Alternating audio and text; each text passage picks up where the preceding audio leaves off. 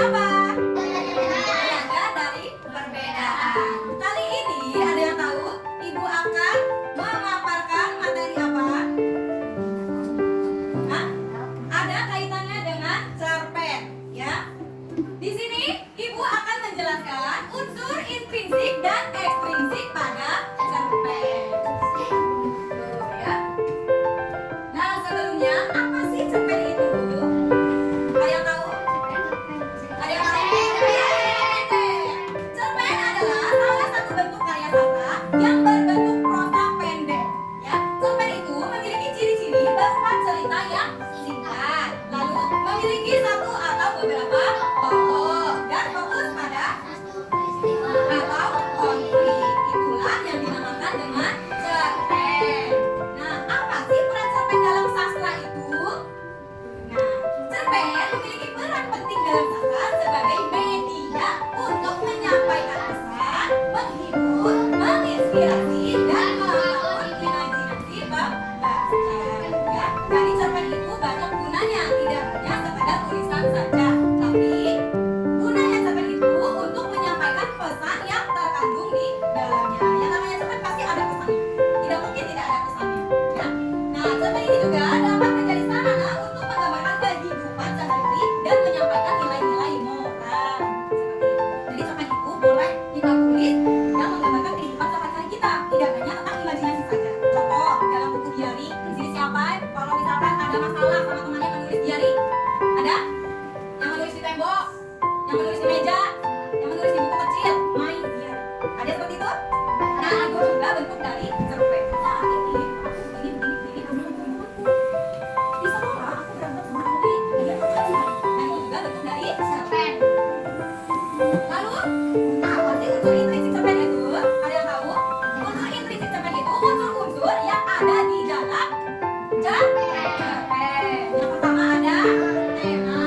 Tema adalah pokok pikiran atau ide yang ingin disampaikan oleh penulis melalui cerpen dengan cerpen yang akan berupa pesan moral.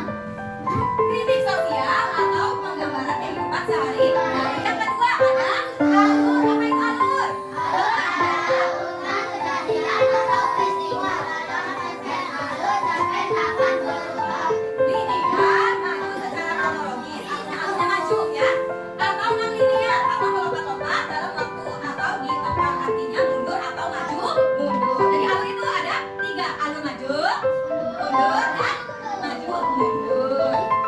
Selanjutnya ada tokoh. Apa sih tokoh itu? Di tokoh. Apa itu? Tokoh dapat berupa tokoh utama, tokoh pendukung, atau karakter lain yang mempengaruhi alur cerita. Jadi tokoh itu dia disebut dengan perorangan atau subjek yang ada dalam cerita. Ya. Oke. Selanjutnya ada latar. Apa itu latar?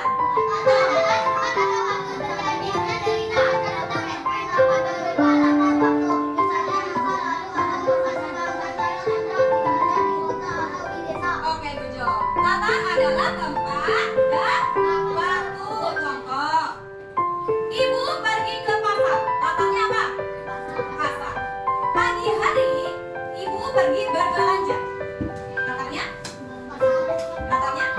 Ya. Ingat, latar adalah tempat dan waktu terjadinya cerita.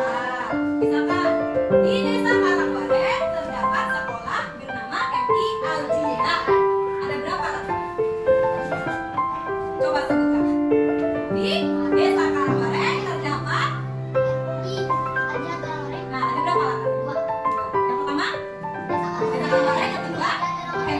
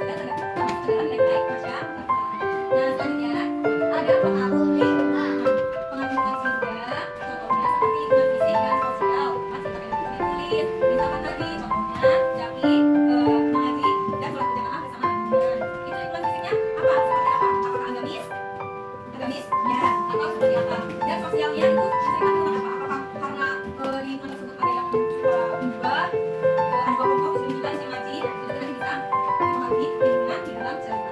Jadi untuk yang itu ada apa saja? Menara, ya, ada apa? Ya, bisa ingat ya. Coba sekarang baca lagi, ingat lagi. Menara, unsur etiket cepet. Dibaca semuanya.